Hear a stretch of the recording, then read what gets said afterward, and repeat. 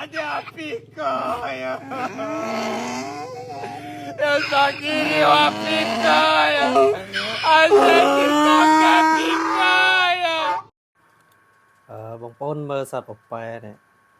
អញ្ចឹងទៅគ្នាអាណិតម្ចាស់របស់គេ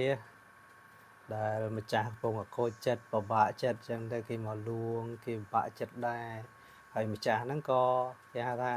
និយាយរឿងក្នុងចិត្តប្រាប់ពពែរបស់គាត់ណាហើយអញ្ចឹងទៅពពែគាត់ស្ដាប់រឿងក្នុងចិត្តរបស់ម្ចាស់របស់គាត់ហើយក៏អូអាណិតម្ចាស់មែនតើយំស្រែកខ្លាំងជាងម្ចាស់ទៀតអញ្ចឹងហើយបានថាបើមានមិនច្រើនទេតែ1 2ឲ្យតែមានអ្នកយល់ចិត្ត